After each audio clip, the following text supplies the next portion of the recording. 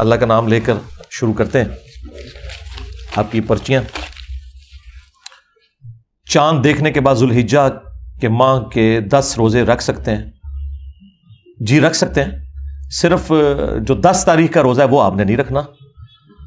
وہ بخاری مسلم میں موجود ہے کہ آپ نے یہ جو روزے ہیں، ابو داؤد میں موجود ہے حدیث تفصیل کے ساتھ کہ 2 دن نبی علیہ السلام نے روزہ رکھنے سے منع کیا، عید الفطر اور عید الاضحیٰ. اور اس کے علاوہ مسلم شریف میں ہے کہ جو یہ ایام تشریق ہیں، یہ کھانے پینے کے دن ہیں، ان میں بھی آپ روزہ نہیں رکھ سکتے.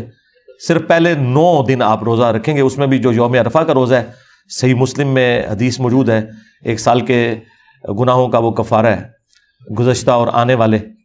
تو وہ آپ 9 ذی الحجہ کا روزہ یوم عرفہ کا رکھ لیں اپنے اپنے علاقے کے مطابق. اس پہ میری تفصیلی ویڈیو ریکارڈ ہے.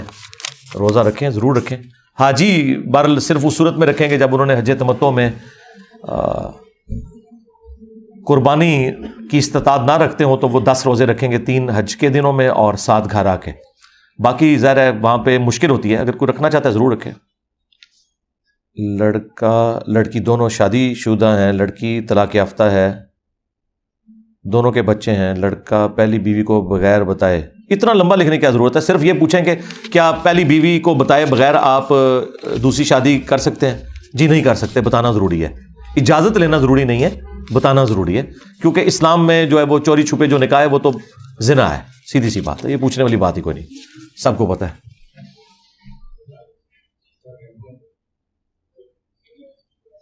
بابا شادی شہید دربار سے ایک ٹھیکیدار گوشت اور سری پائی لا کر بازار میں فروخت کرتا ہے. آیا یہ سامان ہم خرید کر استعمال کر سکتے ہیں؟ ہاں جی کر سکتے ہیں.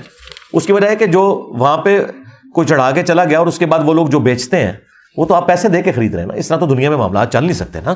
بخاری مسلم میں حدیث ہے، نبی علیہ السلام کی جب وفات ہوئی ہے تو آپ کی زیرہ گروی رکھی تھی یہودی کے پاس اناج کے عوض. نبی علیہ السلام نے اپنی زیرہ گروی رکھی تھی اور اناج ادھار لیا ہوا تھا. حالانکہ یہودی تو سودی کام بھی کرتے تھے. تو آپ کے لیے یہ اس کے اوپر کوئی فتویٰ نہیں آئے گا اس اعتبار سے کہ وہ بیچنے آئے نا. یہ تو ہو نہیں سکتا. ورنہ اگر یہ سلسلہ شروع ہو جائے تو پھر تو کل کو آپ یہ کہنا شروع کر دیں گے کہ جس کی کمائی حرام کی ہے اور آپ کی دکان دودھ کی، آپ کے میں سے دودھ نہیں بیچوں گا. آپ کے لیے تو حرام کی کمائی نہیں ہے، وہ اس کی حرام کی کمائی ہے. آ کے آپ سے وہ دودھ خریدتا ہے تو آپ نے اپنے دودھ کا معاوضہ تو اس سے لینا ہے. ہاں تو یہ کاروبار میں یہ چیزیں نہیں ہوتی. انفرادی نماز کی صورت میں مغرب اور عشاء کی نماز جہری پڑھیں گے یا سرن؟ اجماع ہے کہ سرن پڑھنا جائز ہے. سرن پڑھنا جائز ہے، اجماع ہے. اور اجماع ظاہر ہے خبر واحد سے بھی بڑی دلیل ہے. البتہ اگر آپ جہرن پڑھنا چاہیں تو ضرور پڑھیں. کئی مساجد ایسی ہیں جہاں پہ عموماً مقتدی نہیں پہنچتے تو امام اکیلے جماعت کرواتا ہے.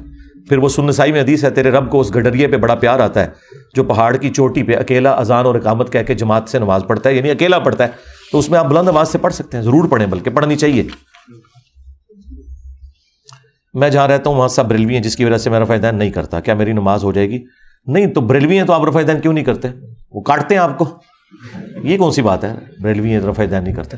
اس کا میں نے حل بتایا ہوا. آپ بس جب اقامت ہو رہی ہو اس وقت آپ مسجد میں انٹر ہو، جماعت کے ساتھ آپ نماز پڑھیں رفع دین کے ساتھ، سلام پھرتے ہی گھر واپس آ جائیں، سنت گھر ادا کریں. آپ ان کے سامنے رفع دین کار ہی نہیں رہے ہوں گے. آپ تو جماعت میں تو صرف آپ کے ساتھ والا آپ کو دیکھ رہا ہوگا نا. ان سے اتنا خطرہ نہیں ہوتا. خطرہ مولویوں سے ہوتا ہے، جو 2-3 دہشت گرد انہوں نے اپنے ساتھ کھڑے کیے ہوتے ہیں. ہاں ان سے ہوتا ہے. تو ان کے سامنے جب آپ کریں گے تو ظاہر ان کو تکلیف ہوگی، تو ان کے سامنے کریں بھی نا. تو میں نے آپ کو راستہ بھی بتا دیا ہے اور کرایہ بھی دے دیا ہے. سمجھ رہے ہیں نا؟ ہاں میں جب بھی نماز پڑھتا ہوں تو ثنا کے بعد بسم اللہ نہیں پڑھتا، الحمدللہ سے نماز شروع کرتا ہوں. کیا بسم اللہ پڑھنی لازمی؟ جی بسم اللہ سورہ فاتحہ سے پہلے پڑھنا سنت ہے. البتہ یہ ضرور ہے بعض لوگ وہ بخاری مسلم سے حدیث لیتے ہیں کہ عبداللہ بن عمر کہتے ہیں کہ نبی علیہ السلام اور حضرت ابوبکر و عمر قرات جو ہے الحمد سے شروع کرتے تھے، اور وہ اس سے یہ پلی لیتے ہیں کہ نبی علیہ السلام سورہ فاتحہ سے پہلے بسم اللہ نہیں پڑھتے تھے. یہ بالکل غلط ہے. وہ یہ بتانا چاہ رہے تھے کہ اونچی آواز سے قرات الحمد سے شروع کرتے تھے، بسم اللہ آہستہ ہی پڑھتے تھے، کیونکہ یہی حدیث سنن نسائی کے اندر موجود ہے اور اس میں باقاعدہ یہ بھی الفاظ ہیں کہ نبی علیہ السلام حضرت ابوبکر و عمر بسم اللہ اونچی آواز سے نہیں پڑھتے تھے، سرن پڑھتے تھے. البتہ بسم اللہ سورہ فاتحہ کا حصہ نہیں ہے جس طرح اہل حدیث یا اہل تشیع کا یا امام شافعی کا موقف ہے، اور وہ بسم اللہ کو آیت نمبر 1 گنتے ہیں سورہ فاتحہ کی. ایسا نہیں ہے.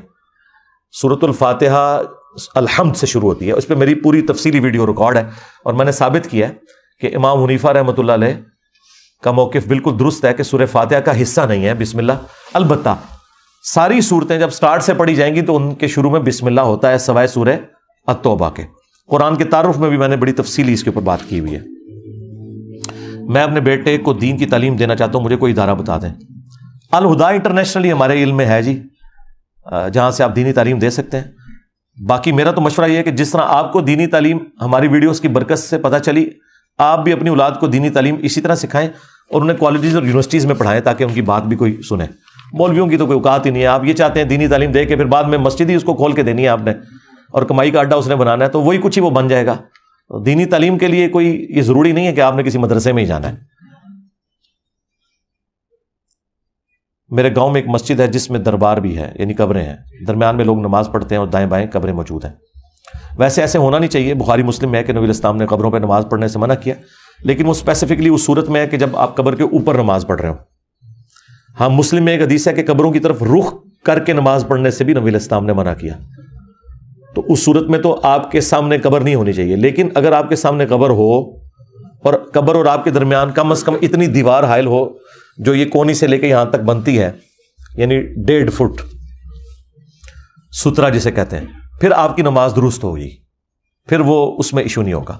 جس کا ثبوت یہ ہے کہ آلموسٹ 23 سال تک خانہ کعبہ شریف کے اس بلیک والے کمرے کے اندر بت رکھے رہے ہیں، اور نبی علیہ السلام ان کے صحابہ اس کعبے کے باہر کھڑے ہو کے نماز پڑھتے تھے، تو اندر تو بت تھے۔ کعبے کی دیوار سترا بن جاتی تھی بتوں اور نماز پڑھنے والوں کے درمیان، لیکن وہ مجبوراً تھا، پھر بعد میں حضور نے توڑوا بھی دیے۔ یہاں پہ بھی ظاہر ہے کہ بہتر تو ہے کہ آپ کسی ایسی مسجد میں جائیں جہاں پہ اس طرح کے خرافات نہ ہو، لیکن اگر مسجد وہی اویلیبل ہے تو نماز بہرحال درست ہو جائے گی۔ بریلویوں میں یہ بات عام ہے کہ جس نے جمعے کے دن خطبہ شروع ہونے سے پہلے مسجد میں نہیں پہنچا تو اس کی جمعے کی نماز نہیں ہوگی۔ نہیں، یہ نہیں ہے، اس سے ایکسٹراڈنری ثواب نہیں ملے گا۔ تو یہ بات بخاری مسلم میں لکھی ہے کہ 2 حدیثیں ہیں، ان کو میں جمع کر کے بیان کر دیتا ہوں کہ سب سے پہلے جو مسجد میں آتا ہے، بخاری مسلم میں آیا کہ اسے اونٹ کی قربانی کا ثواب ملتا ہے، جو اس کے بعد آتا ہے گائے کی، جو اس کے بعد آتا ہے اسے بھیڑ بکری، اور جو اس کے بعد آتا ہے تو مرغی اللہ کی راہ میں قربان کرنے کا ثواب ملتا ہے، اور جو بالکل اینڈ پہ آتا ہے اسے انڈا صدقہ کرنے کا ثواب۔ اس حدیث سے یہ بھی پتہ چل گیا کہ انڈا حلال ہے، کیونکہ صدقہ حلال چیز کا ہوتا ہے۔ یہ امام حنیفہ نے نہیں بتایا، یہ بخاری مسلم میں لکھا ہے کہ انڈا حلال ہے۔ اور پھر نبی علیہ السلام نے فرمایا کہ اس کے بعد اللہ جتنی توفیق دے تم نفل پڑھو، اور جب خطیب ممبر پر آتا ہے تو پھر فرشتے رجسٹر بند کر دیتے ہیں جو وہ لکھ رہے ہوتے ہیں، اور وہ بھی پھر خطیب کی تقریر سننا شروع کر دیتے ہیں۔ پتہ نہیں آج کل کیسے سنتے ہوں گے وہ، بہرحال ظاہر ہے یہ سٹوریاں سنا رہے ہوتے ہیں، اور وہ رجسٹر بند ہو جاتا ہے، یعنی وہ رجسٹر جس میں ایکسٹراڈنری ثواب ہے جمعے کا وہ تو بند ہو جائے گا۔ البتہ جو ایک ٹوٹل پورا کرنے والا معاملہ ہے نا، وہ تو آپ نماز میں شامل ہو گئے تو آپ کو جمعے کی نماز کا ثواب مل جائے گا، لیکن جو ایک خصوصی ثواب تھا نا وہ ختم ہو جاتا ہے، جمعہ بہرحال آپ کا ہو جائے گا۔ اگر نکاح ہو جائے لیکن رخصتی نہ ہو تو کیا میاں بیوی تعلقات کے تمام تعلقات جائز ہوں گے؟ نہیں جی، ناجائز ہوں گے، وان ڈکلیئرڈ ہے، کیونکہ جب پھر آپ کی بعد میں ناراضگی ہو جائے گی تو ایک دوسرے کے اوپر آپ جھوٹی تہمتیں لگائیں گے اور پورے معاشرے کو آپ ایک دنگا اور فساد کی جگہ بنائیں گے۔ یہ بغیرتی بالکل آپ نے نہیں کرنی۔ یہاں تو منگنیوں کے اوپر صرف میسیجنگ کے تبادلے کے اوپر منگنیاں ٹوٹ جاتی ہیں، آپ کچھ کر بیٹھے ہیں اور کل کو اس عورت کے اوپر آپ الزام لگا دیں، یہ لعنت نہیں کھٹنی ہے آپ نے، کوئی جائز نہیں ہوں گے۔ رخصتی کا کنسیپٹ ہی یہی ہے کہ رخصتی کے بعد جائز ہوگا جو کچھ ہونا ہے، ہاں جی، پہلے ناجائز ہی ہوں گے تعلقات۔ رخصتی کروائیں نا، آپ یہ کام کیوں کر رہے ہیں؟ سگریٹ نوشی چھوڑنے کے لیے کوئی آیت سنا دیں۔ آیت اور حدیث سے نہیں سگریٹ نوشی چھوٹتی، ہاں، اس کے لیے آپ کو ایک ول پاور کی ضرورت ہے، اور پھر اگر زیادہ آپ ایڈکٹ ہیں تو کوئی میڈیکل علاج کروائیں اس کا۔ ہاں جی، آج تک کوئی دم درود کرنے سے ختنہ ہوا ہے یا بلیڈ مارنا پڑتا ہے؟ ہر چیز کا ایک علاج ہے نا میرے بھائی، اس طرح تو نہیں ہوتا۔ امام ناف پر ہاتھ باندھے اور رفع یدین نہ کرے تو حدیث میں آتا ہے کہ امام کی پیروی کرنا لازمی ہے۔ جس امام کی پیروی کرنا لازمی ہے نا وہ ہیں جن کی قبر مدینے میں ہے صلی اللہ علیہ وآلہ وسلم، اور جو امام اس امام کے ساتھ غداری کر رہا ہے تو اس کی پیروی کا حکم تو کسی حدیث میں نہیں آیا۔ یہ تو میں نے تو کوئی ایسی حدیث نہیں پڑھی ہے کہ نبی علیہ السلام نے یہ فرمایا ہو کہ جو امام مسجد میری سنت کا مذاق اڑا رہا ہے، میری سنت کو چھوڑ رہا ہے، تم نے اس کی پیروی کرنی ہے۔ یہ تو بالکل جہلانہ سوال ہے۔ ہاں، امام کی پیروی انتقال کے اندر کرنی ہے آپ نے، ایک رکن سے دوسرے رکن میں منتقل ہونے کے لیے، وہ بخاری مسلم میں حدیث ہے۔ جو امام سے پہلے رکوع سے سر اٹھا لیتا ہے اسے ڈر جانا چاہیے کہ اللہ تعالیٰ اس کے سر کو گدھے کے سر سے نہ بدل دے. امام سے آپ نے آگے نہیں چلنا, یعنی امام جب تک رکوع میں نہ جائے آپ نے رکوع میں نہیں جانا, جب تک امام قومے میں نہ جائے آپ نے قومے میں نہیں جانا, جب تک امام سجدے میں نہ جائے آپ نے سجدے میں نہیں جانا. باقی 100% وہ والی پیروی نہیں کہ وہ خلاف سنت نماز پڑھ رہا ہے تو آپ نے خلاف سنت پڑھنی ہے. پیروی میں یہ پھر اگر کریں گے تو پھکا لے لیں مجھ سے کہ پھر امام نے اگر پگڑی باندھی ہے تو آپ نے بھی کیا پگڑی باندھ کے نماز پڑھنی ہے. اگر امام جو ہے وہ شلوار قمیض میں نماز پڑھ رہا ہے تو آپ کہیں گے کہ اب میں, جس طرح ملیشیا کے اندر ہوتا ہے کہ انہوں نے عورتیں اسکرٹ میں مسجد میں آتی ہیں اور وہاں پورے پورے حجاب رکھے ہوتے ہیں, وہ برقعے والے, وہ پہن کے نماز پڑھتی ہیں اور پھر جاتے ہوئے پھر وہ وہیں پہ پھینک جاتی ہیں. جس طرح یہاں ٹوپیاں پڑی ہوئی ہیں نا, وہاں پورے پورے برقعے رکھے ہوئے انہوں نے. تو آپ یہ چاہتے ہیں یہ کریں, اس طرح نہیں ہوگا میرے بھائی. آپ نے سنت میں پیروی کرنی ہے, سیدھی سی بات ہے. بخاری مسلم کی حدیث ہے کہ امیر کی اطاعت معروف میں ہے, منکر میں نہیں ہے. تو یہ آپ نے خیال رکھنا ہے. اور دوسرا, اگر یہ مشورہ آپ کو کوئی حنفی امام دے رہا ہے تو انہیں کہو کہ تم لوگ جب حج اور عمرے کی ٹریننگ کراتے ہو اس میں اپنی پبلک کو یہ کیوں نہیں بتاتے کہ جب تم خانہ کعبہ شریف جاؤ گے اور مسجد نبوی میں وہاں پہ امام رفع الیدین کرتا ہے تو جتنے حنفی دیوبندی اور بریلوی بھائی ہیں وہاں امام کی پیروی کریں اور رفع الیدین شروع کر دیں. الٹا پٹی پڑھا کے بھیجتے ہیں کہ اتنے جا کے گمراہ نہ ہو جانا, اپنے طریقے نال نماز پڑھنا, بلکہ انہیں پیچھے پڑھنا نہیں نا. ہاں تو میں ہی ڈال سکنا. اپنی واری آئے تو امام کعبہ کے پیچھے بھی نماز نہ ہو اور امام کعبہ کے پیچھے اپنے طریقے سے نماز ہو, انڈیا پاکستان کے بابوں کی بتائی ہوئی نماز. اور جو سعودی عرب میں حرمین کی سرزمین میں نسل در نسل نماز ٹرانسفر ہو رہی ہے, جو بخاری مسلم کے مطابق رفع الیدین والی نماز ہے, وہ پڑھنی کوئی نہیں. تو یہ مشورہ آندہ کوئی دے نا تو ان سے پھر اگلا سوال یہ پوچھ لیا کریں کہ پھر وہ ہمیں خانہ کعبہ بھی ہمیں اونچی آمین کہنی چاہیے, نالی کھوتی مر جائے گی, دیکھیے تھوڑے امام دی.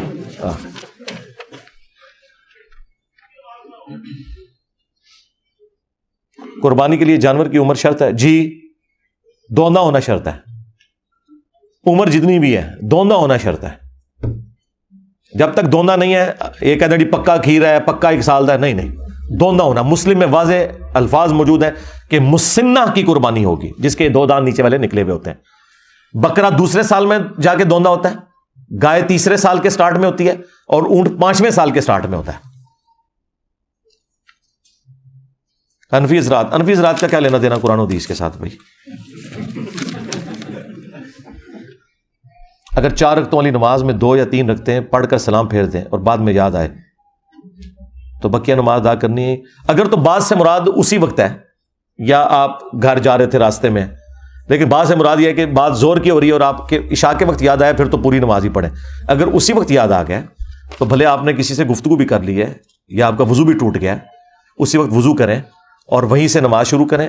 جو 1 رکعت رہ گئی تھی وہ پڑھیں اور اس کے بعد سجدہ صاحب کریں, آپ کی نماز درست ہے. بخاری مسلم میں اس پہ حدیث موجود ہے. نبی علیہ السلام تو زور یا عصر کی 2 رکعتیں پڑھا کے مسجد سے بھی باہر چلے گئے تھے, تو ایک صحابی نے پیچھے جا کے کہا یا رسول اللہ نماز کم ہو گئی ہے یا آپ بھول گئے؟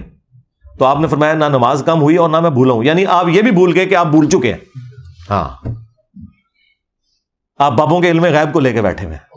ہاں, یہ بخاری مسلم میں اللہ کے نبی علیہ السلام کے بارے میں. پھر باقی صحابہ نے بھی کہا یا رسول اللہ آپ بھول گئے ہیں, تو آپ نے پھر 4 رکعتیں پوری کی. اس کے بعد سلام پھیر کے کہا کہ میں بھی ایک انسان ہوں, اگر بھول جاؤں تو مجھے یاد کروا دیا کرو. سجدہ صاحب کے مسائل جو ہے نا, احکامات, میں نے تفصیلی اس پہ گفتگو کی ہے, اس میں یہ حدیثیں بتائی ہیں. تو نبی علیہ السلام نے کوئی آر محسوس نہیں کی اس حوالے سے. بخاری مسلم میں حدیث ہے, نبی علیہ السلام مسجد میں تشریف لائے تو آپ فوراً پھر باہر نکل گئے اور کہا کہ انتظار کرو میں آتا ہوں. پھر آپ طلوع آفتاب سے تھوڑی دیر پہلے آئے, اس حال میں کہ آپ کی زلفوں سے پانی ٹپک رہا تھا, اور آپ نے کہا کہ میں جنبی تھا لیکن میں غسل کرنا بھول گیا, تو میں غسل کر کے اب آیا ہوں. یہ بھی ہو جاتا ہے میرے بھائی. جب ایک شخص نیک عمل کرتا ہے تو وہ اعمال نامے میں محفوظ ہو جاتے ہیں, اور جب وہ برے عمل کرتا ہے جیسا کہ نماز چھوڑنا, تو کیا اس کے پچھلے نیک عمل ضائع ہو جاتے ہیں؟ نہیں, پچھلے نیک عمل ضائع نہیں ہوتے. پچھلے نیک عمل ضائع ہوتے ہیں کفر کرنے سے, اور اس میں بھی اللہ کی رحمت ہے کہ کوئی شخص توبہ کر کے دوبارہ اسلام میں آئے تو وہ مال بھی واپس آ جاتے ہیں. ہاں, اس پہ بھی اجماع ہے.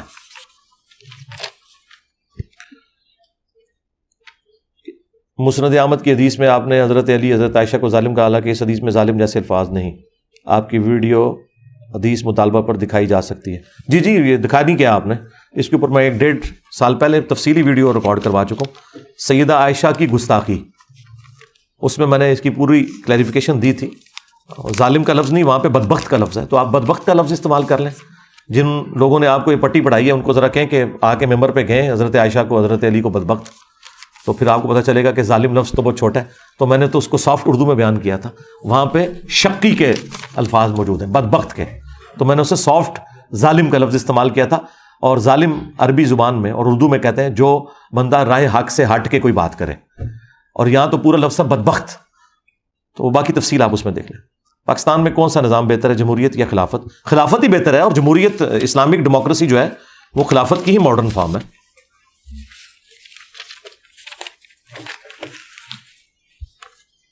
انفرادی اور اجتماعی لیول پر خلافت قائم کرنے کے لیے کیا اقدام ہونے چاہیے؟ جو ہم کر رہے ہیں، میری ویڈیو آپ دیکھ لیں، اقامت دین اور پاکستان میں پولیٹیکل سسٹم، نظام خلافت، میں نے تفصیل سے بات کر دی ہے. اسلامی نظام کے بارے میں بچوں کی تربیت کس طرح کریں؟ جس طرح ہم کر رہے ہیں. قوم تیار ہو جائے جی، قوم تیار کر دی ہے ہم نے الحمدللہ. میں نے منت مانگی تھی کہ میرا بیٹا ہوا تو میں اللہ کی راہ میں بیٹے کو آزاد کروں گا، وقف کروں گا ہوگا. ہاں، ابھی مجھے بتائیں کہ اس کو کیسے وقف کروں. وقف یہی کریں کہ آپ اس کو قرآن و سنت کی تعلیم سکھائیں، آپ اسکول میں پڑھائیں، اسے کالج میں پڑھائیں، پیرلل میں قرآن کلاسز، ہماری ویڈیوز دکھائیں، قرآن کی تفسیر اسے لے کے دیں. بس یہ تو آپ نے نہیں، یہ منت کیا، یہ تو ہر مسلمان کی یہ بنیادی اللہ تعالیٰ کی طرف سے رسپانسبلٹی ہے کہ اس نے اپنی اولاد کو اللہ کی راہ میں وقف کرنا ہے. باقی اس طرح کا وقف کوئی نہیں ہے ہمارے ریلیجن میں. جس طرح سیدہ مریم کی والدہ نے انہیں وقف کر دیا تھا ٹیمپل آف سلیمان کی خدمت کے لیے کہ وہ وہاں پہ مجاور بنی تھیں، تو اس طرح کا تو اسلام میں تو کوئی مجاوری سسٹم نہیں ہے جی. اسلام میں کوئی پاپائیت نہیں ہے، کوئی خانقاہ اس حوالے سے نہیں ہے. آپ کے بہت سے طریقے نماز پڑھنے کے، فائنل طریقہ بتائیں. جی ہاتھ کھول کر یا ہاتھ باندھ کر، جی دونوں ہی ہیں. رفع الیدین کے بھی تو 2 طریقے ہیں. بخاری میں کندھوں تک ہے، مسلم میں کانوں تک ہے. تو رفع الیدین کے بھی 2 طریقے ہیں. اس طرح قیام کے بھی 2 طریقے ہیں، ہاتھ کھول کر اور ہاتھ باندھ کے. 2 طریقے ہونا کوئی حرج نہیں ہے. حنفیوں کا بہرحال طریقہ کوئی ثابت نہیں ہے. آپ یوٹیوب سے کروڑوں روپے کماتے ہیں، وہ کہاں جاتے ہیں؟ وہ اللہ کے بینک میں چلے جاتے ہیں، میرے پاس کوئی نہیں آتے. یہی میں کہوں گا، میرے پاس نہیں آتے، وہ اللہ کے پاس جا رہے ہیں. کمانے والے وہ ہیں، دیکھ لیں آپ، بے حیائی کی مذمت کے اوپر ویڈیوز ریکارڈ ہیں اور ان کو آپ کلک کریں تو بے پردہ عورتیں سامنے آ جاتی ہیں. سب مولویوں نے ویڈیو ایڈ چلائے ہوئے ہیں. میں رات کو نا وہ جو یہ سیفی سلسلے کے لوگ ہیں نا، تو ان کی ویڈیوز دیکھ رہا تھا، تو انہوں نے بھی ہر ویڈیو کے اوپر ویڈیو ایڈ چلایا ہوا ہے. یار اتنا دکھ ہوا مجھے. ہاں، یہ جو مدنی چینل والے ہیں، پاپا جانی، ان کی ویڈیو پہ ایڈ نہیں چلتا، وہ اس چیز کا اہتمام کرتے ہیں. یا ڈاکٹر اسرار صاحب کا چینل ہے. باقی تو طارق جمیل صاحب نے میرے کہنے پہ اس وقت ویڈیوز ہٹا دی تھیں، اب پھر دوبارہ سے انہوں نے لگائی ہیں یا ان کے ماننے والوں نے لگا لی ہیں. باقی سارے علماء نے لگائی ہوئی ہیں. بھائی ان سے پوچھیں جا کے، مجھ سے پوچھ رہے ہیں. ٹھیک ہے، غریب نو ہی مار دیو تسی. بخاری میں حدیث ہے کہ مسجد اس لیے نہیں کہ کسی کا جانور یا قیمتی چیز کا اعلان کرے. یہ بخاری میں نہیں، مسلم میں حدیث موجود ہے کہ نبی علیہ السلام نے فرمایا کہ اگر کوئی اعلان کرے تو اسے یہ کہو کہ تمہیں وہ چیز نہ ملے. اس پہ وہ کہہ رہے ہیں پولیو اور حفاظتی ٹیکے کا اعلان کرانا جائز ہے. ہاں جی، وہ تو اس میں نہیں آتا نا، وہ آپ اعلان کر سکتے ہیں. صرف یہ کہ اسے کاروبار زندگی کی جگہ نہیں بنانی ہے آپ نے. جو فی سبیل اللہ چیزیں وہ مسجد سے اناؤنسمنٹ ہوگی. اگر کوئی ناگہانی آفت آ رہی ہے اس کی اناؤنسمنٹ بھی آپ کریں گے. مسجد ان کاموں کے لیے نہیں کہ وہاں پہ کوئی کاروباری معاملات ہوں یا کسی کی چیز گمی ہے تو آپ نے جا کے وہاں پہ اناؤنسمنٹ کر کے تماشا لگا دینا ہے. اور بلکہ آپ تو مسجد کے اعلان کی ضرورت ہی نہیں ہے. باہر آپ رکشے والے کو پیسے دیں، اسپیکر والے آپ کو کرائے پہ ملتے ہیں، وہ کروائیں. آپ ہاتھ کھول کر نماز پڑھتے ہیں لیکن آپ کے اسٹوڈنٹ ہاتھ باندھ کر. دونوں طریقے میں نے بتا دیے جائز ہیں. میں دونوں طریقوں سے پڑھتا ہوں. جب آپ مر جائیں گے تو ہم کس کو سنیں گے؟ آپ کی نظر میں اس وقت کون ہے؟ میرے بھائی، میری نظر میں اس وقت کون ہوگا وہ اللہ تعالیٰ آپ کو خود بتائے گا. مجھے کیا پتا ہے کہ کس نے بعد میں یہ معاملے کو لے کے چلنا ہے. باقی تو کوئی چیز چھوڑی تو نہیں میں نے اللہ کے فضل سے جو ریکارڈ نہ کروا دی ہو. ہماری آنے والی نسل کے لیے، تبلیغ کے لیے چند بندے آپ کے علاوہ آپ جو بتا دیں. میرے بھائی، میں کسی کی ذمہ داری اٹھانے کے لیے تیار نہیں ہوں. میں کسی کے لیے تعریف کے 2 جملے بول دوں نا، اس بندے کی ساری خرابیاں اور گند میرے کھاتے میں ڈلنا شروع ہو جاتا ہے. اس لیے میں نے تو توبہ کی ہوئی ہے. ہاں، اور اب بھی اگر میں کسی کے لیے تعریفی جملے بولتا ہوں تو اس کا قطعاً یہ مقصد نہیں ہے میں یہ آپ کو کہہ رہا ہوں کہ وہ جو کچھ کہہ رہا ہے وہ ٹھیک کہہ رہا ہے. البتہ سننے کے اعتبار سے تو میں کہتا ہوں آپ دنیا کے ہر انسان کو سنیں. ہم نے آپ کو ایک کرائٹیریا بتا دیا کہ وہ جو قرآن اور حدیث سے بیان کرے وہ لے لیں، اور جو اپنی ذاتی رائے بیان کر رہا ہے وہ چھوڑ دیں. That's all. اصل چیز یہ ہے. آپ اس چیز کو چھوڑیں کہ آپ اس کھاتے میں پڑھ دیں کہ جی میں نے کس کو سننا ہے کس کو نہیں سننا. یہی تو مولویوں کا طریقہ واردات ہے. انہوں نے ساری 2 نمبری مچائی اس کے اوپر ہے کہ آپ نے دوسروں کو نہیں سننا، ہمیں سننا ہے. آپ یہ نہ سمجھیں کہ صرف آج کل تو ویسے صرف میری بات ہو رہی ہے نا کہ انجینئر کو نہیں سننا, وہ میرے بکس میں کہہ رہے ہیں, ادروائز یہ ایک دوسرے کے سننے کو بھی حلال نہیں سمجھتے. وہ باپا جانی کا آپ نے کلپ نہیں سنا ہوا کہ غیر عالم کو کلپ سننا کسی دوسرے مکتب فکر کے مولوی کا یا وائز کا حرام حرام اور سخت حرام ہے. سنا نہیں ہوا آپ نے؟ ہاں, کان بند کر لیں, آنکھیں بند کر لیں. وہ آپ کو تو نہ کان بند کرنے کی ضرورت ہے نہ آنکھیں بند کرنے کی ضرورت ہے, آلریڈی آپ لوگوں کے کان بھی بند ہیں اور آنکھیں بھی بند ہیں. ہاں, اللہ تعالیٰ کی طرف سے ہی. تو یہ اس طرح نہیں ہونا چاہیے. آپ سب کو سنیں اور جو قرآن و سنت کے مطابق چیز ہے وہ لے لیں اور جو اس سے ہٹ کے وہ چھوڑ دیں.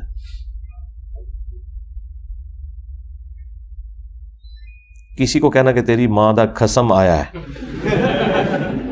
یا کسی کو کہنا کہ آپ کے ابو آئے ہیں, دونوں میں سے کون سا ٹھیک ہے؟ میرا تو خیال ہے جہاں پہ جو نارمز چلتی ہیں اس کے مطابق آپ کہہ سکتے ہیں, اس میں تو کوئی حرج نہیں ہے. یہ تو اس علاقے پہ ڈیپینڈ کرتا ہے. دیکھیں ہمارے یہاں پہ جیلم شہر میں نا آپ کسی کو کہنا کہ اے اودا پیو ہے تو لوگ اسے برا سمجھتے ہیں, لیکن پنجاب میں ایسے علاقے موجود ہیں جہاں پہ پیو کے لفظ کو برا نہیں سمجھا جاتا. یہاں پہ کسی کو بیبے کہہ دیا جائے, کوئی اپنی ماں کو بیبے کہہ لے تو بعض جگہ پہ اسے برا سمجھا جاتا ہے, اور بعض جگہ وہ پکارتے ہی بیبے کہہ کے. یہ تو ہر علاقے میں اپنی جگہ. میرا خیال ہے اس کے اوپر کوئی شریف فتوے والی تو کوئی بات نہیں ہونی چاہیے. آپ کا اپنا رائٹ ہے, کسی بھی حوالے سے کوئی بات کر رہے ہیں تو اس میں تو نہیں. آپ کی زیادہ تر باتیں صحیح ہیں لیکن لہجے میں بہت سخت ہے. تو بھائی آپ لہجہ نرم کر کے بات کر لیں. ہم نے تو اوپن آفر کی ہوئی ہے. پچھلی بار بھی میرے پاس کچھ بھائی آئے تھے, میں نے ان کو کہا تھا میرے بھائی میں آپ کو کدال اور بیلچے خرید دیتا ہوں, ٹھیک ہے, مسلم شریف کی حدیث کا آپ کو حوالہ دے دیتا ہوں کہ قبروں پہ عمارتیں مت بناؤ, قبروں کو پکا مت کرو, قبروں پہ مت بیٹھو, اور آپ کے ایک گال میں شہد اور دوسری گال میں گڑ بھی رکھ دیتا ہوں, اور داتا دربار تک آپ کو گاڑی بھی بک کروا دیتا ہوں. ہاں, مسکراتے ہوئے میرے پیارے پیارے میٹھے میٹھے اسلامی بھائیو آ جاؤ, آج نبی کی حدیث پہ عمل کریں گے ہم ماشاء اللہ تعالی. ہاں, اور یہاں پہ جو دفن ہے سید علی بن عثمان حجویری, وہ تو خود اہل البیت سے ہیں, انشاءاللہ ان کی روح خوش ہو جائے گی. آج ہم سنت کو زندہ کریں گے ان کا مزار توڑ کے. منو گلا کرتے ہو نہ سوچ دو. ہاں, سمجھ رہے ہیں نا میری بات؟ ہاں, تو بھائی چھوڑیں, مجھے مشورہ وہ بندہ دے گا جو میرے جیسا کام کرے گا. کام کرنا کوئی نہ تو کہنا آٹا گوندے ہلدی کیوں ہے. ہاں, میرا یہ دعویٰ ہے اور میرا چیلنج رہے گا, میرے سے زیادہ نرم بندہ اس پلانٹ ارتھ پہ کوئی نہیں اس وقت. اگر ہے تو مجھے بندہ بتا دیں, بشرطے کہ وہ میرے جیسے ٹاپکس پہ بولتا ہو اور میرے جیسی تبدیلی اس نے لا کے دکھائی ہو, تو وہ بندہ لے آئے, انشاءاللہ اس کو میں ادھر بٹھاؤں گا دا ٹائم قیامت تک جائے. علی بھائی آج کل ایک منقبت ہے تم سے ملنے لحد میں علی آئیں گے, یہ اس طرح کی یہ ساری چیزیں غلوب پہ مبنی ہیں, ان کا اسلام سے کوئی تعلق نہیں بھائی, چھوڑیں. محمد صلی اللہ علیہ وآلہ وسلم کے دونوں کندھوں کے درمیان مہر نبوت کس شکل کی تھی؟ انڈے کی شکل کی تھی جی. بخاری میں بھی موجود ہے, مسلم میں پوری تفصیل موجود ہے, جتنا کبوتر کا انڈا ہوتا ہے اتنی تھی. یہ دو کندھوں کے درمیان گوشت کا ایک لوتھڑا تھا جو ابڑا ہوا تھا, اور بخاری میں آتا ہے کہ یہ یعنی وہ ایک صحابی, وہ کہتے ہیں میں چھوٹا سا تھا اس وقت, تو نبی الاسلام کے وہ گریبان سے ہاتھ ڈال کے تو میں اس سے کھیلا کرتا تھا, تو میرے باپ نے مجھے ڈانٹا تو حضور نے کہا ٹھیک ہے ایسے کرنے دو, بچہ ہے چھوٹا ہے. تو یہ نبی الاسلام کی نبی ہونے کی ایک بہت بڑی دلیل تھی. ہمارے محلے کے علماء کہتے ہیں کہ مکے کی حدود میں جو ہوٹل بنے ان کا کرایہ لینا حرام ہے. نہیں, وہ تو فیسلٹی آپ کو دے رہے ہیں نا. ہاں, یہ آدھی بات درست ہے جو قرآن میں بھی اللہ تعالیٰ نے سورہ حج میں فرمایا کہ جو مکے میں جو حرم ہے نا, حرم, تو حرم کی حدود میں تو اب اس وقت کوئی بھی ہوٹل نہیں رہا جو نبی الاسلام کے مبارک زمانے میں حرم تھا. اب تو حرم کافی جو مدینہ شریف تو سارے کا سارا اس زمانے کا حرم میں آ چکے ہیں آلموسٹ. اب مکہ شریف میں آپ کہہ سکتے ہیں وہ پورے مکے کو, تو وہ تو ظاہر ہے ہوٹل ہیں اس سرزمین میں بھی.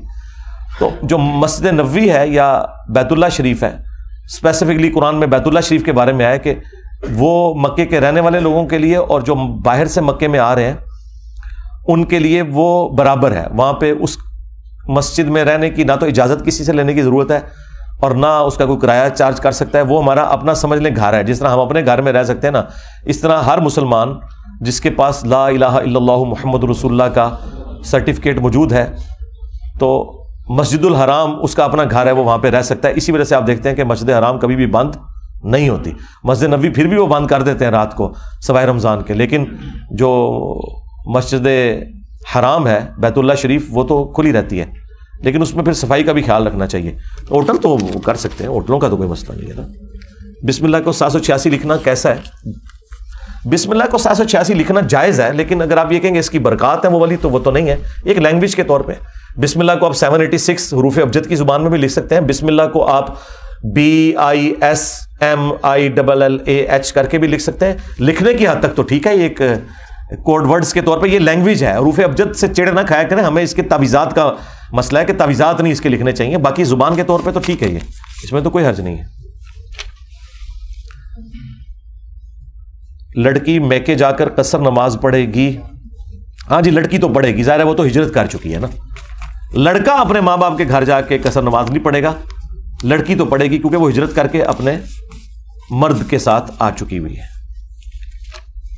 علی بھائی چشتی رسول اللہ، اشعری رسول اللہ، ان کی کفریات بیان کرتے ہیں، ان کے پیچھے نماز بھی پڑھنے کا کہتے ہیں، کیا یہ کھلا تضاد نہیں ہے؟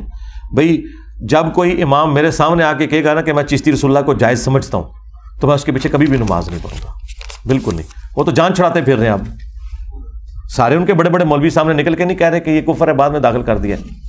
میں نے جو ان کو پکڑا وہ یہ ہے کہ یہ بتایا میں نے، پرانے سارے فارغ ہوں گے، صرف تسی بچو گے. پہلے تو باندری بچے تھلے دیں سی نا، انہیں چھوٹے چھوٹے بندر نے اپنے پرانے باندر تھلے دینے نے کہ وہ غلط سن. اگر کسی بندے کے نام کے ساتھ شروع سے قادری لگا ہو تو ہدایت ملنے کے بعد اللہ پاک کے نام قادر کی نسبت سے قادری لکھ سکتے ہیں؟ کوئی فرق نہیں پڑتا، پہلے بھی جو لگا ہوا تھا کوئی فرق نہیں پڑتا، اسے قادری رکھیں، چشتی لکھا ہوا لکھا رہے، کوئی مسئلہ نہیں ہے. یہ تو اچھی بات ہے کہ چوک کا نام میلاد چوک اور وہاں پہ توحید بیان ہو رہی ہو، بہت اچھی بات ہے. ہاں میں تو ناموں میں کچھ نہیں رکھا ہوا بھائی. یہی وہ حرکت کی تھی نا اس نے، توصیف راشدی نے. ان 5 بھائیوں کے نام حسین کے ساتھ تھے، توصیف حسین، طیب حسین. انہوں نے بعد میں جب یہ وہابی ہوئے تو انہوں نے نام چینج کر دیا، اور پھر وہ بعد میں آگے کہہ رہے ہیں کہ نہیں جی ہم نے کوئی ایسی حرکت نہیں کی ہے. تو دکھا ذرا اپنا وہ، جب تم لوگوں کے جو بھائیوں کے کلاس فیلو ہیں وہ مجھے آ کے مل کے گئے ہیں، انہوں نے ساری باتیں بتائی ہیں. اور ان کے جو سب سے بڑے یہ بھائی ہیں شفیق الرحمان، جنہوں نے دارالاسلام کی وہ نماز نبوی لکھی ہے، ٹھیک ہے، اسے کہ وہ قرآن پہ الف دے دیں. ہاں اس کا کلاس فیلو مجھے خود ملا ہے جب اس کا نام شفیق حسین تھا. وہ کبھی بھی نہیں دے گا انشاءاللہ، مجھے امید ہے. ویسے انہوں نے ہماری اکیڈمی میں رابطہ بھی کیا تھا، ایک دفعہ انہوں نے یہاں آنا تھا کہ ملنا ہے، ملاقات کرنی ہے، پر وہ اتوار کے علاوہ دن تھا، میں مل نہیں سکا. تو شفیق الرحمان تو بعد میں کیا ہے. ہاں اور اب یہ کہہ رہے ہیں جنہیں صاحب ہمارے پہ جھوٹا الزام لگا رہے ہیں. اور جب میں آپ کو بتاؤں 2008 میں نیا نیا حدیث کی طرف آیا نا، تو مجھے فخریہ سارے بابیوں کے مولوی بتاتے تھے اے پنجو پرانا انہاں دا نام حسین آندا سی تے شیعہ تو چینج ہوئے نے، انہاں پھر رحمان کر لیا سی. جدوں میں بیان کر دیتا تو مکر گئے. وہی گل ہے، جدوں میں وہی گل کر دیا تو مکر جاتے ہیں. کیا اللہ نے کسی انسان یا فرشتے کو اپنی آواز سنائی ہے؟ دیکھیں جی، اللہ تعالیٰ کا بولنا، اس کی زبان، اس کی آواز، اس کی کوئی مثل نہیں ہے. قرآن میں آیا ویسے وَكَلَّمَ اللَّهُ مُوسَىٰ تَكْلِيمًا، موسیٰ علیہ السلام سے اللہ نے کلام کیا جیسا کہ کلام کرنے کا حق تھا، لیکن کوئی تفصیلات نہیں ہے. تو چونکہ تفصیلات نہیں ہے تو ہمارے پاس تو کوئی طب آزمائی کے لیے ڈیٹا موجود نہیں ہے.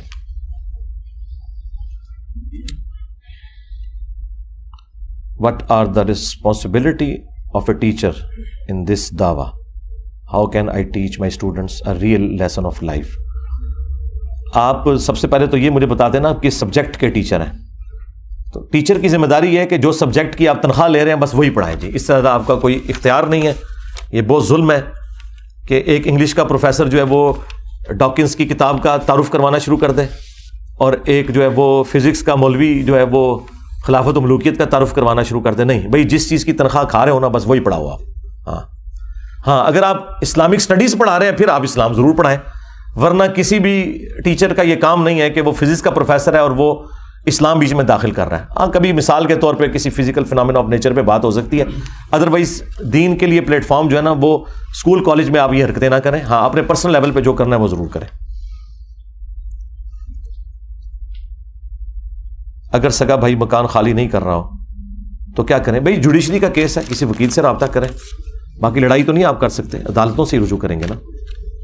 میرے اوپر 7 لاکھ روپے قرض ہے لیکن قربانی کی رقم اس وقت میرے پاس موجود ہے، تو میں قربانی دے سکتا ہوں؟ قربانی آپ دے تو سکتے ہیں لیکن آپ قرض اتاریں جی. مسلم شریف میں حدیث ہے قرض تو شہید کا بھی معاف نہیں ہونا، اور بخاری مسلم میں حدیث ہے نبی علیہ السلام مقروض کا جنازہ بھی نہیں پڑھاتے تھے جب تک کہ اس کا قرض نہ اتر جائے.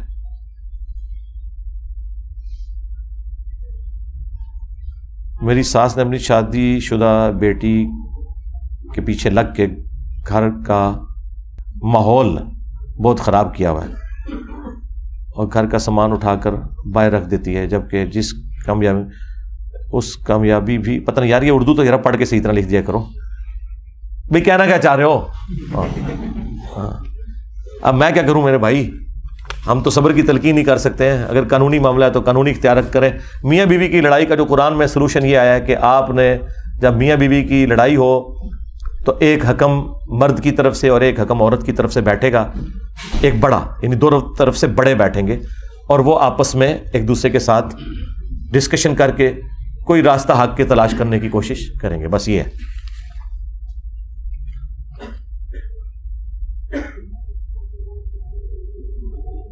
سورہ حجرات آیت نمبر 7 کا فیصلہ ہے صحابہ کرام کے بارے میں کہ ہاں تو ٹھیک ہے، یہ صحیح لکھا ہوا آپ نے کہ اللہ تعالیٰ نے کفر اور فسوق اور عصیان بالکل ان سے دور کیا ہے، بالکل۔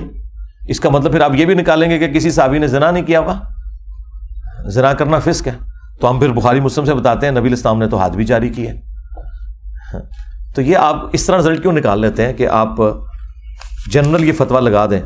یہ دنیا میں کسی مسلمان کا عقیدہ نہیں ہے کہ پیغمبروں کے علاوہ کوئی اور معصوم ہے، تو جب معصومیت نہیں ہے تو غلطی ہے۔ ہاں، غلطی کے بعد کسی کے اوپر لعنت نہیں کرنی چاہیے، باقی غلطی تو حضرت یعقوب علیہ السلام کے بیٹوں سے بھی ہوئی ہے، وہ ڈبل صحابی تھے، یہ تو سنگل صحابی ہیں جن کا آپ نے ذکر کیا ہے۔ قرآن میں ڈبل صحابہ کا ذکر ہے، حضرت یوسف کے بھائی بھی ادھر سے بھی صحابی اور باپ یعقوب علیہ السلام ادھر سے بھی صحابی، اور آپ آج تک کہتے ہیں برادران یوسف۔ قیامت تک قرآن پڑھا جائے گا اور انہوں نے جو اپنے بھائی کے ساتھ غداری کی اس کا ذکر ہوگا، تو یہ قرآن کی 2812 ہی ہے نا، اور کیا ہے؟ یہ اس سے بڑی چیز ہے، ڈبل صحابہ کا ذکر ہے۔ جہری رکعت میں امام کی فاتحہ سن کر آمین کہنے سے ہماری کیسے شمار ہوگی؟ دلیل دیں۔ اگر پوری فاتحہ نہ سنے تو تب کیا ہوگا؟ یہ ایک پورا مقدمہ ہے جی، آمین کہنے سے تو جس کی فرشتوں کے ساتھ مل جائے گی، بخاری مسلم میں ہے، تو اس کی مغفرت ہو جائے گی۔ باقی یہ پورا مقدمہ ہے کہ امام کی فاتحہ مقتدی کے لیے کافی ہے، جاری نمازوں کے لیے۔ نیو فاتحہ خلف الامام میری پوری تفصیلی ویڈیو ہے، وہ آپ دیکھیں، میں نے ایک ایک چیز بیان کی ہے۔ اس کے اوپر اتفاق ہے، سنی شیعہ دونوں کا اتفاق موجود ہے کہ رکوع میں بھی رکعت مل جاتی ہے، جان بوجھ کے کوئی فاتحہ نہ چھوڑے، لیکن اگر اس طرح چھوٹ جاتی ہے تو یہ ایکسیپشن اللہ تعالیٰ نے دی ہوئی ہے، صرف امام بخاری کا تفرد ہے، میں نے تفصیل سے بیان کیا۔ مولانا اسحاق صاحب سے جو بلنڈر ختم نبوت پہ ہوا، کیا اس کے بعد بھی وہ مسلمان رہتے ہیں؟ میرے بھائی، مولانا اسحاق صاحب سے جو بلنڈر ہوا ہے وہ بلنڈر ان کا اپنا نہیں ہے، وہ محی الدین ابن عربی کا بلنڈر ہے، اور محی الدین ابن عربی جو ہے وہ شیخ اکبر کہلاتے ہیں دیوبند اور بریلوی دونوں کے نزدیک۔ تو اگر بریلوی اور دیوبندی مسلمان ہے تو مولانا اسحاق تو ان سے اچھے مسلمان ہیں۔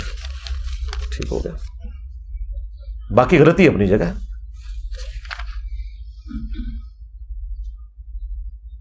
اگر کسی پیسے انویسٹ کیے ہوں اور اگر کسی نے کوئی پیسے انویسٹ کیے ہیں کسی میں اور محنت کے بغیر کما رہے ہیں تو کیا وہ سود ہوگا؟ نہیں، سود تو نہیں ہوگا۔ سود تو ہوتا ہے پیسے کے بدلے پیسہ لینا، پیسے کے بدلے پیسہ، پیسے سے کاروبار سے جو پیسہ ملتا ہے نا وہ ہے ہی کاروبار ہے۔ اور یہ جو آپ لکھ رہے ہیں یہ صحابہ کرام کا بزنس ہی بخاری مسلم میں یہ تھا کہ انہوں نے زمینیں اپنی دی ہوئی تھی اور وہ سلیپنگ پارٹنر ہوتے تھے، محنت اور لوگ کرتے تھے اور کمائی وہ بھی کھاتے تھے بیچ میں۔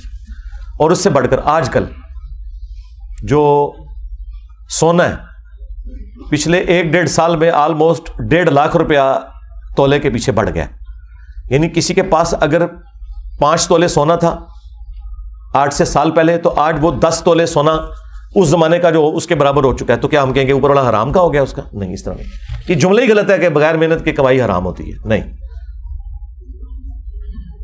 کسی پر کفر کا فتویٰ قرآن و حدیث کی روشنی میں کس وقت لاگو ہوگا؟ انسان کافر کب ہوتا ہے؟ آپ یوٹیوب پہ جا کے لکھیں تو میں نے پورا تفصیلی گفتگو اس کے اوپر کی ہے۔ ہاں، ہمارے مسلمانوں میں جو ہے انسان کافر اسی دن ہو جاتا ہے جس دن وہ فرقہ چھوڑ دیتا ہے۔ ہاں، اسلام کے نزدیک کافر آپ تب ہوتے ہیں جب آپ اللہ، رسول، ختم نبوت، آخرت کا انکار کر دیں، باقی ساری چیزیں پھر بعد میں آتی ہیں۔ اور ضروریات دین میں سے یعنی نماز، روزہ، حج، زکوٰۃ میں سے کسی کا انکار کر دیں تو احادیث کی روشنی میں واضح کریں کہ نبی علیہ السلام اپنے سر کے بال کس طرح تراشتے تھے. اس زمانے میں یعنی یہ استرے وغیرہ بلیڈ اویلیبل ہوتے تھے. اس زمانے کے اعتبار سے تیر کی جو اگلا حصہ ہے وہ لوہے والا پورشن جو وہ نوکدار ہوتا ہے اس کو تراش کے بھی اس سے بھی بال مونڈے جاتے تھے. کینچی بھی اس زمانے میں ہوتی تھی, یہ تو نہیں ہے کہ آج کے زمانے میں. نبی علیہ السلام نے بال تو صرف حج اور عمرے کے موقع پر ہی مونڈے ہیں, ادروائز آپ اپنے سر پہ بال رکھتے تھے. بخاری مسلم میں آیا کہ کبھی آپ کے بال مبارک کندھے تک چھو جاتے تھے اور اس سے زیادہ نیچے نہیں آپ رکھ سکتے.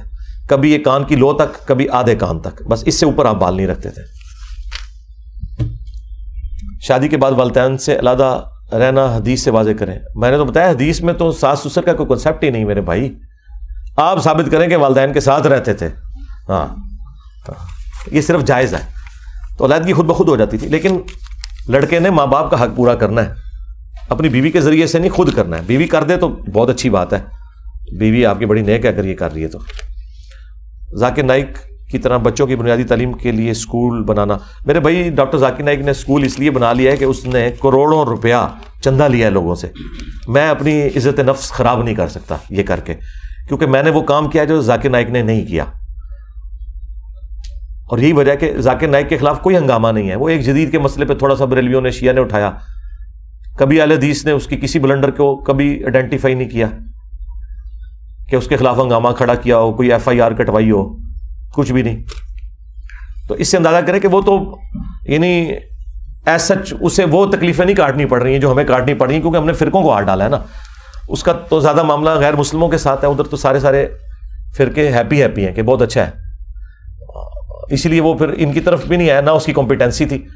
تو باقی جو اسے یہ کام کرنا پڑا تو وہ چندے لے کے کیا, تو میں تو نہیں کر سکتا. میں نے اگر یہ کام چندوں سے شروع کیا تو میری تو پوری دعوت, تو میں اس دعوت کی کاسٹ کے اوپر یہ نہیں کر سکتا. وہ کر رہے ہیں, انہیں کو ہم سپورٹ کرتے ہیں, اچھی بات ہے.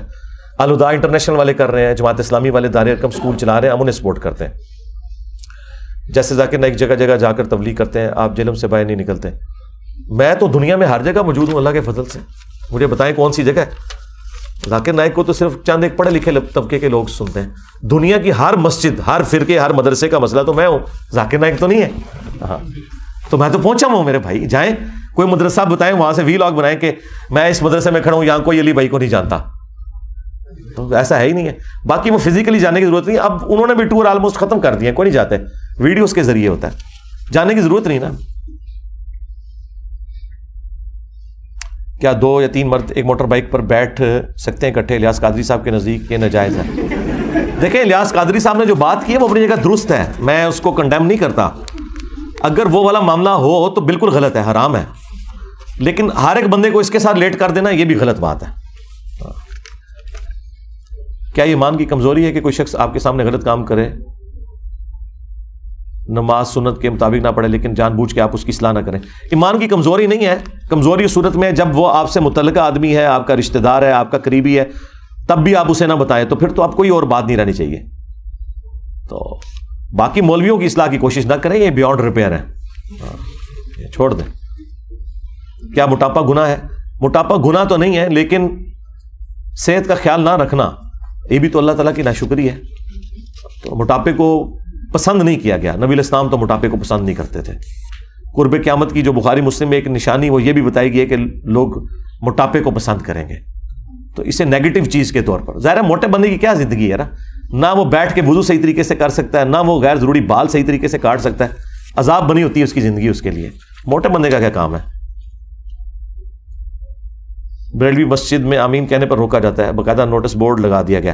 جی اس نوٹس بورڈ کی آپ پکچر کھینچیں اور اس کے ساتھ آپ حدیث اٹیچ کریں اور جا کے قریبی تھانے میں اپلیکیشن دے دیں کہ یہ ہمیں جو ہے سنت کے مطابق عمل کرنے سے روک رہے ہیں, اور ساتھ لکھیں کہ کل اگر سعودی حکومت نے وہاں نوٹس لگا دیا کہ جس نے اونچی آمین نہ کی اسے حج عمرے کے لیے نہیں آنے دیا جائے گا, اور آپ کو حج عمرے کے فارم میں یہ بھروایا جائے کہ میں رفع الیدین کروں گا, میں اونچی آمین کہوں گا, تو آپ کو وہاں پہ حج عمرے کا وہ ویزا ایشو کریں, اور آپ حلفیہ لکھیں جس طرح یہاں لکھا ہوتا ہے. میں حلفیہ کہتا ہوں کہ میں غلام احمد قادیانی کو دجال سمجھتا ہوں اور میں ختم نبوت پہ ایمان رکھتا ہوں. تو اگر یہ کچھ سعودی عرب شروع کر دے اور اس حلف نامے میں یہ ایڈ کر لے کہ میں امام کعبہ کے پیچھے سنت طریقے پہ ہی نماز پڑھوں گا, تو یہ پھر مجھے بتائیں آپ لوگ حج عمرے کے لیے جا سکتے ہیں؟ تو یہ حرکتیں چھوڑ دیں. اس طرح آپ پاکستان کے آئین میں کسی کو روک نہیں سکتے. اب بہت اونچی آمین جو شرارت والی ہے وہ نہ آپ کہیں. بیوی کا نان و نفقہ کیا ہے؟ کھانا پینا، کپڑے، میک اپ وغیرہ. جی میک اپ بھی اس میں آتا ہی ہے، لیکن بہت مہنگا نہ ہو. مت جو آپ شادی سے پہلے جو آپ کا اسٹیٹس تھا اس کے مطابق کریں. یہ بھی ظاہر ہے کہ آتا ہے نا، ظاہر ہے کپڑے کے اندر ہی داخل ہے نا. کیا اس کے علاوہ بھی ماہانہ خرچہ؟ جی ماہانہ خرچہ آپ کو اس لیے دینا ہوگا، بعض اوقات اس کا کوئی چیز کھانے کو دل کر رہا ہے اور آپ باہر ہیں، کوئی چھلی والا آ گیا، اس نے چھلی خریدنی ہے تو کیا کرے؟ تو ماہانہ خرچ تو تھوڑا بہت لگائے نا اس کا، کہ ایٹ لیسٹ اپنی مرضی کی چیز وہ خرید سکے. ایک بندے کی گھر کی آمدنی 1 لاکھ روپے ہے، گھر میں ایک چھوٹا بھائی، بیوی، بچہ، ابو ہیں. میں اپنے مال کی تقسیم کیسے کروں؟ بیوی کو ماہانہ کتنا دوں، ابو کو کتنا دوں؟ کیا ساری تنخواہ ابو کو دوں یا بیوی کو دوں؟ جی آپ جو ساری تنخواہ جو ہے نا وہ بہتر تو ہے کہ اپنے پاس رکھیں جھگڑے سے بچنے کے لیے، یا اس کے بعد جو آپشن ہے وہ بیوی کو ہوتے ہیں، بیوی کے اوپر اعتماد کریں. آپ کا وہ ساتھی ہے اور مل جل کے سارے معاملات لے کے چلیں. باقی ابو کا کتنا خرچہ ہوگا؟ کوئی انہوں نے کوئی ایزی لوڈ کروانا ہوگا، کوئی اپنے موبائل کے لیے کبھی، یا کسی کے ابو سگریٹ پیتے ہوں گے، کسی کے ابو پان کھاتے ہوں گے، کوئی باہر جا کے کوئی گول گپے کھا لیتے ہوں گے، کسی دوست کے ساتھ دودھ پتی پی لیتے ہوں گے. تو مانا ان کا کتنا خرچہ ہے وہ ان کو علیحدہ سے دیں. ان کی عزت نفس تو پامال نہ کریں آپ. گھر کے خرچے میں ان کا کوئی لین دین نہیں، گھر کا خرچہ بیوی کے ہاتھ میں. میاں بیوی ایک دوسرے کے لباس ہیں، مطلب ہر راز ایک دوسرے سے شیئر کرنا ضروری ہے. کیا مرد کے صدقہ جو چھپ کر کرتا ہے وہ بھی بتانا ضروری ہے؟ اگر بیوی اصرار کرے کہ کہاں صدقہ کرتے ہو، دیکھیں اگر آپ کو خطرہ ہے کہ وہ آپ کو روکے گی اس کام سے، پھر تو آپ اس کو نہ بتائیں، اور اگر یہ خطرہ نہیں تو آپ ضرور بتائیں. باقی ہوتا ہے بعض اوقات عورتیں روکتی ہیں مطلب خرچہ کرنے سے، لیکن یہ نہ ہو کہ آپ کہیں کو چھپی دوستی اور نبھا رہے ہو، کو پیرلل میں کوئی کام شروع کیا ہوتا ہے، یہ بھی نہیں کرنا. مسجد میں بچوں کے لیے باکسنگ، کشتی وغیرہ کی ایکٹیویٹی جائز ہے؟ ہاں جائز ہے. مسجد کے اندر کوئی ایک علیحدہ سے ایک گراؤنڈ ہونی چاہیے. نبی اسلام کے زمانے میں یہ والی مسجدیں تو نہیں تھی نا، وہ گراؤنڈ والا پورشن بھی ہوتا ہے، جس طرح آج کل اٹیچ مدرسہ ہے، تو اس میں یہ سارے اہتمام ہونے چاہیے. اچھی بات ہے. مسجد کے اندر ظاہر ہے اس بلڈنگ میں وہ جو جہاں آپ نماز پڑھ رہے ہیں وہاں تو نہیں ہوگا نا، اس سے ہٹ کے ہی وہ جو باہر اس کا سین ہے اس میں آپ کر سکتے ہیں اہتمام، ضرور کریں.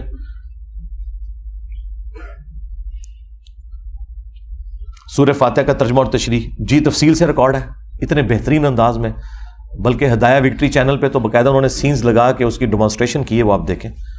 اور اتحیات کی تشریح بھی کی ہوئی ہے، بے شمار دفعہ کی، آپ یوٹیوب پہ جا کے دیکھیں. السلام علیکم ایھا النبی پہ میرا پورا کلپ موجود ہے. جو لوگ غیر قانونی طریقے پر بیرون ملک جاتے ہیں ان کی کمائی حلال ہے. کمائی کو تو ہم حرام نہیں کہہ سکتے اگر وہاں پہ جا کے کوئی حلال کام کر رہے ہیں. ہاں یہ ایکٹیویٹی جو ہے غیر قانونی، یہ آپ غلط کہہ سکتے ہیں، پوری کمائی حرام نہیں ہوگی.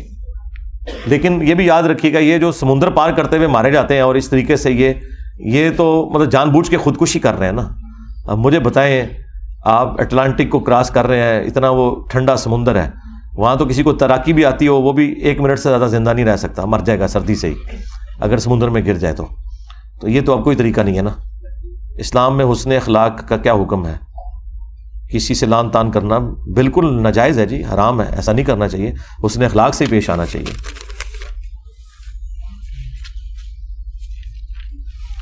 اولیاء اللہ کون ہے؟ واضح فرما دیں. ہر فرقے کے اپنے اولیاء اللہ ڈفرنٹ ہیں. قرآن میں تو ہے کہ جو اللہ رسول آخرت کے ماننے والے ہیں وہ تمام ہی اولیاء اللہ ہیں، تمام مسلمان اللہ کے اولیاء ہیں، اور کافر جو ہیں شیاطین کے اولیاء ہیں. یہ سورہ بقرہ میں واضح لکھا ہوا ہے. کیا عورت ٹوٹے ہوئے بالوں کو جلا سکتی ہے؟ ہاں جلا سکتی ہے، کوئی حرج نہیں اس کے اندر.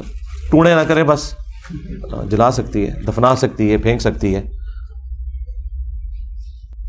کیا کراچی میں آنے والے سیلاب اور طوفان عبداللہ شاہ غازی کے دربار کی وجہ سے رک گیا؟ اس کا جواب میں نے پہلے دے دیا. کہاں سے طوفان رکا یار؟ ہزاروں لوگ بے گھر ہوئے ہیں، کیچڑ ہے، کاروبار اجڑ گئے، جانوروں کی وہ ذلت کوئی نظر نہیں آ رہی. آپ کو ذلت اس وقت نظر آئے گی جب کراچی کی پوری 2-3 کروڑ کی آبادی برباد ہو جائے گی، پھر آپ کہیں گے کہ بربادی ہوئی ہے. وہ آپ کو ذلت نہیں نظر آئی جو کروڑوں روپیہ کی لوگوں کی املاک ضائع ہو گئی ہیں، یہ نہیں ہوئی ہیں. یہ کس بابے کی ذمہ داری تھی اس کو روکنا؟ ذرا کو بتائیں نام ہے جی. بچت ہوگی، کون سی بچت ہوئی ہے؟ وہ تو اس سے بڑی تباہی ہوگی تو پھر کہیں گے شکر ہے کراچی ڈوبیا، باقی پاکستان تے بچ گیا نا. ہاں اس کا تو اینڈ ہی کوئی نہیں ہے. بات کرنے والی کریں یار. آپ کوئی کتاب کیوں نہیں لکھتے تاکہ آنے والی نسلیں نے تو ہماری گزری ہوئی نسلوں نے قرآن نہیں ترجمے سے پڑھا. جنہوں نے اللہ کی کتاب نہیں پڑھی انہوں نے جنہیں کی کتاب پڑھنی ہے. کن خوابوں کی دنیا میں رہتے ہیں آپ لوگ؟ وہ اللہ کی کتاب نہیں کو پڑھتا, انجینئرنگ کتاب کس نے پڑھنی ہے؟ ویڈیوز ہیں وہ ماڈ جو کتابوں پہ سپر سیڈ کر جاتا ہے. خلافت و ملوکیت چند لوگوں نے پڑھی تھی تو مولویوں کو آگ لگ گئی تھی, لیکن آج خلافت و ملوکیت ایک بچہ بھی ڈسکس کر رہا ہے, ایک بڑا بھی ڈسکس کر رہا ہے. وہ اس کتاب کی وجہ سے نہیں ہوا, ہماری ویڈیوز کی برکت سے ہوا ہے. ٹھیک ہے, تو کتاب کی ضرورت نہیں. اگر کسی کو شوق ہے تو ہماری ویڈیوز کو لکھے, ہزاروں کتابیں شائع ہو جائیں گی. قربانی کا گوشت 3 حصوں میں تقسیم کرنا لازم ہے, پریفریبل ہے, لازم کوئی نہیں ہے, سب کا اتفاق ہے اس پہ. سورہ حج میں موجود ہے, خود بھی کھاؤ, غریبوں کو کھلاؤ, رشتہ داروں کو کھلاؤ, بہتر ہے کہ آپ کریں. میری آنکھ میں زخم ہو گیا, میری والدہ نے کہا کہ دربار پر جاؤ سلام. اور یار جا کے کسی آنکھ والے ڈاکٹر کو دکھائیں. ٹھیک ہے, باقی جو خود بخود بھی ٹھیک ہو جاتے ہیں وہ ظاہر ہر چیز کا ایک نیچرل پروسیس ہے, اس کے بعد اس نے ٹھیک ہی ہو جانا ہوتا ہے. ینگ ایج میں لوگوں کو چہرے کے اوپر دانے نکلتے ہیں, پھر وہ جا کے وہ جھاڑو چڑھاتے ہیں, وہ نہ بھی چڑھائیں, انہوں نے اتر ہی جانا ہوتا ہے اپنے وقت کے اوپر, اس کے اوپر یہ معاملہ ہو جاتا ہے, ایسا کوئی مسئلہ نہیں ہے. بریلویوں کے امام کے پیچھے نماز جمعہ یا عام نماز ہو جائے گی, سارے اماموں کے پیچھے ہو جائے گی بھائی, نماز سب کے پیچھے پڑھیں, مسجدوں سے الگ نہیں ہونا. آپ کے مطابق مکتبہ اہل تشیع کی کتب حدیث میں موجود راویان حدیث میں اکثریت قابل اعتماد ہے کہ نہیں؟ اگر آپ کا جواب ہاں میں ہے تو آپ اپنے فرقہ بندی سے آزاد بیانات میں شیعہ ذخیرہ حدیث سے ہمیں کیوں, میں کرتا ہوں مستفید کیوں نہیں کرتا؟ پہلی بات یاد رکھیں, میرا کرائٹیریا احادیث نہیں ہے عقیدے کا, ہمارا کرائٹیریا قرآن ہے, اور قرآن شیعہ کی بھی اتنی کتاب ہے جتنی سنیوں کی. یہ آپ لوگ مجھ پہ جھوٹا الزام لگاتے ہیں کہ میں شیعہ کتاب کا حوالہ نہیں دیتا ہوں. شیعہ کی کتاب قرآن ہے, شیعہ کی تو پورے کا پورا جو مسلک ہے وہ قرآن اور اہل بیت کے اوپر کھڑا ہوا ہے, یہ ذہن میں رکھیے گا. تو شیعہ کی کتاب سب سے اوپر ہم نے رکھی ہوئی ہے. یہ باقی یہ جو باتیں یہ بعد کی ہیں. آج بھی آپ دیکھیں میں نے پورا جواب قرآن کی آیات سے دیا ہے نا, احادیث تو جسٹ پوٹ کے طور پہ پیش کی ہیں. جب سنی شیعہ احادیث کامن ہے میجورٹی کیسز میں, تو میں حوالے دیتا ہوں, حوالے وہاں دیتا ہوں جہاں پہ ضرورت پڑتی ہے. نہج البلاغہ میں بھی لکھا ہے میری وجہ سے 2 فرقے جہنم میں جائیں گے, میری محبت میں غلوف کر کے, میری دشمنی میں غلوف کر کے. یہ حدیث مسند احمد میں, مشکات کے اندر, فضائل صحابہ احمد بن حنبل کی کتاب میں بھی لکھی ہوئی ہے. تو چاہے میں ادھر سے پیش کر دوں ادھر سے کر دوں, ایک ہی بات ہے. اصل مقصد جو اس وقت ہے نا ہمارا, وہ ہے عقیدے کی اصلاح. اور عقیدے کی اصلاح بخاری سے یا اصول الکافی سے نہیں کرنی, عقیدے کی اصلاح میرے بھائی قرآن سے ہوگی. اور ہمیں کوئی کتاب کسی سنی کی یا شیعہ کی, خواہ وہ کسی حدیث کی کتاب کی بات ہو رہی ہو یا کسی مولوی کی, وہ ہمیں مجبور نہیں کرتی کہ ہم قرآن کے خلاف کوئی عقیدہ رکھ لیں. ہمارے عقیدے کی بک قرآن ہے. انسانوں کی طرف سے جانوروں پر کیے جانے والے ظلم کو سہنے پر ان مظلوم جانوروں کو کیا اجر ملے گا؟ کیونکہ میرے ناقص علم کے مطابق اسلام تو یہ کہتا ہے کہ جانور نہ دوزخ میں جائیں گے اور نہ جنت میں.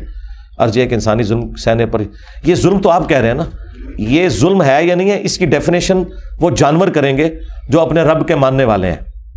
ان جانوروں کو پتا ہے کہ ہم انسانیت کی فلاح کے لیے پیدا ہوئے ہیں. آپ کی چونکہ یہ ڈومین نہیں ہے, آپ کی ان کے ساتھ کوئی انٹریکشن نہیں, آپ تو نہیں بتا سکتے نا. ایک درخت کو پتا ہے کہ مجھے اس لیے پیدا کیا گیا کہ میری لکڑی سے لوگوں نے نفع حاصل کرنا ہے, اور اس کو وہ اجر اس وقت ملتا ہے جب اس کی لکڑی اس نفع کے لیے استعمال ہوتی ہے. وہ خوش ہو جاتا ہے کہ میں جس کام کے لیے مجھے اللہ نے بھیجا تھا میں استعمال ہو گیا. اب آپ یہ کہیں کہ یہ فیلنگ ہمیں نہیں پتا, تو بھائی آپ کون ہیں؟ آپ کریٹر تو نہیں. آپ کو اعتماد میں لینا تو کوئی ضروری نہیں ہے. شکر ہے آپ نے یہ نہیں لکھ دیا کہ علی بھائی اللہ تعالیٰ سے بات کر کے ایک دفعہ پریگنینسی کی تکلیف سے باپ کو گزارے اور ایک دفعہ ماں سے. یہ ہو سکتا ہے؟ مجھے بتائیں بھائی. اللہ تعالیٰ نے ڈیسٹنی مقرر کیا ہے کہ مرد نے معیشت کی تکلیف اٹھانی ہے اور عورت نے پریگنینسی کی. آپ کے نزدیک تو ہو سکتا ہے انصاف یہ بھی ہو کہ ایک دفعہ عورت پریگنٹ ہو اور اگلی دفعہ مرد پریگنٹ ہو. ہاں اور کیا ہے؟ تو اس طرح نہیں ہو سکتا. یہ ول آف گاڈ ہے. لا یسأل عما یفعل وهم یسألون. میں نے تو پھر بھی تھوڑا جواب دیا. قرآن تو کہتا ہے اللہ کو کوئی نہیں پوچھ سکتا اس نے یہ کیوں کیا, اللہ سب کو پوچھ سکتا ہے. باقی مسلم میں ایک حدیث ہے کہ اگر ایک سینگ والی بکری نے بغیر سینگ والی کو مارا, قیامت کے دن اسے بدلہ دلوایا جائے گا بس. باقی جنت ان کے لیے نہیں بنی ہوئی ہے, یہ انسان کے لیے بنائے گئے ہیں اور ان کا مقصد پورا ہو گیا. آپ کو جانوروں کا تو خیال آ گیا ہے, آپ کو بے جان چیزوں کا خیال نہیں آیا, ان اینٹوں کا, ان پتھروں کا, سیمنٹ کا, سریے کا, کہ جو جس گھر میں آپ رہے ہیں اس کا تو آپ کو کوئی خیال نہیں آیا. وہی تو اللہ کی مخلوق ہے, وہ انسان کے لیے بنی ہے. ادھر آپ کا دماغ نہیں جاتا کہ یار یہ اینٹ, مٹی, بجری, سریا, یہ چیزیں بھی تو انسان کے لیے استعمال ہو رہی ہیں, ان کو بھی جنت میں جانا چاہیے. آپ کہیں گے ان میں جان نہیں ہے, لیکن وہ آپ کی نظر میں جان نہیں ہے نا. فیلنگ تو ہر چیز کی ہے. قرآن میں ہے کہ کوئی ایک چیز بھی ایسی نہیں ہے جو اللہ کی حمد کے ساتھ تسبیح نہ کرتی ہو, لیکن تم ان کی تسبیحات کو سمجھ نہیں سکتے. ہاں بخاری میں حدیث ہے, عبداللہ ابن مسعود کہتے ہیں حضور کے ساتھ جب کھانا کھاتے تھے ہم نے کئی بار نوالے سے اللہ کی تسبیح کی آواز سنی ہے. بخاری مسلم میں آیا کہ وہ ایک درخت جس کے ساتھ نبی علیہ السلام ٹیک لگا کے خطبہ دیتے تھے، جب آپ کے لیے ممبر تیار کیا گیا تو وہ چیخے مار کے رونے لگ پڑا. پھر حضور ممبر سے اترے، اس کو آ کے تسلی دی، تو جس طرح اونٹ کا بچہ ایک سسکیاں لیتے ہوئے خاموش ہو جاتا ہے وہ خاموش ہو گیا. اب وہ تو لکڑی کا ایک زندہ درخت نہیں تھا، مردہ تھا، تنا تھا. اس کی بھی فیلنگ ہے. تو فیلنگ تو ہر چیز کی ہے. قرآن میں اللہ تعالیٰ فرماتے ہیں کہ اللہ کو ہر روز کوئی نہ کوئی کام ہے. پھر اللہ فرماتا ہے کہ سورہ واقعہ میں کہ اللہ چاہتا تو میں ایسی جگہ پیدا کر دیتا ہے جہاں کوئی علم نہیں. تو اللہ کو ہر روز کیا کام؟ کل یوم ہوا فی شأن. یہ ترجمہ ذرا آپ سے مس ہینڈل ہو گیا، یہ آسان فہم ترجمہ کر کے بیان کیا ہے. کل یوم ہوا فی شأن. ہر روز اللہ تعالیٰ کسی نہ کسی شان کے ذریعے ظاہر ہوتا ہے لوگوں پہ. اس کو یوں کریں ترجمے کو. کام بھی ظاہر ہے، اللہ تعالیٰ ہر کام اللہ ہی اس کی تدبیر فرماتا ہے، اور ظاہر ہے روزانہ نئے کام ہی ہوتے ہیں. جو کل کام ہو چکے آج کے دن نئے کام، بلکہ ہر لمحے میں نیا کام ہو رہا ہوتا ہے. دنیا میں جتنے بھی پلانٹس کے ساتھ معاملات چل رہے ہیں وہ سارے کے سارے نئے معاملات ہو رہے ہیں ہر روز. ایون آپ کو میں حیران کن بات بتاؤں، یہ جو ستارے آپ رات کو آسمان پہ دیکھتے ہیں، آپ کو پتہ ہے یہ اربوں سال پہلے ختم ہو چکے ہوئے ہیں. جو آج آپ دیکھ رہے ہیں یہ ختم ہو چکے ہوئے ہیں. چونکہ روشنی اب زمین پہ ان کی پہنچ رہی ہے نا، اس کی وجہ سے آپ کو یہ بھی دکھائی دے رہے ہیں. ان کو ختم ہوئے بھی اربوں سال گزر چکے ہیں، اور ان کی جگہ نئے ستارے آ چکے ہیں. اور جو نئے ستارے وہ ہمیں نظر نہیں آتے، کیونکہ روشنی کی بھی بہرحال ایک سپیڈ تو ہے، اگرچہ بہت سپیڈ ہے. 3 لاکھ کلومیٹر ایک سیکنڈ میں، یعنی پورے زمین کا سرکمفرنس ہے 40,000 کلومیٹر. روشنی ایک سیکنڈ میں 7 چکر پورے زمین کے کاٹ سکتی ہے. اس کے باوجود ایسے ایسے ستارے ہیں کہ روشنی ملینز آف ایئرز تک ٹریول کرتی رہے تب بھی ان تک نہیں پہنچے گی. تو جب نہیں پہنچے گی، سورج کی روشنی 8 منٹ میں زمین پہ پہنچتی ہے، پھر ہمیں سورج نظر آتا ہے. تو جن ستاروں کی روشنی 8 لاکھ سال میں، 8 کروڑ سال میں، 8 ارب سال میں زمین پہ پہنچے گی، اور اس کے بعد وہ ستارے ختم ہو جاتے ہیں بلیک ہول میں جا کے. لہذا یہ جو آپ رات کو ستارے دیکھ رہے ہیں، آج آپ نے یہ تصور کرنا ہے یہ سب کے سب مر چکے ہوئے ہیں ستارے. آپ کو نظر اس لیے آ رہے ہیں کہ ان کی روشنی اب زمین پہ پہنچ رہی ہے. آپ پھر اللہ کی قدرت کا اندازہ کریں. وہ بلیک ہول والی میری ویڈیو دیکھ لیں تو آپ کو اندازہ ہو جائے گا. لو جی، آپ کا پورا تھدا میں نے ختم کر دیا. یہ دیکھ لیں، کوئی ایک پرچی ایسی نہیں ہے جو میرے پاس آئی ہو اور میں نے اسے پڑھ کے اس کا جواب نہ دیا ہو.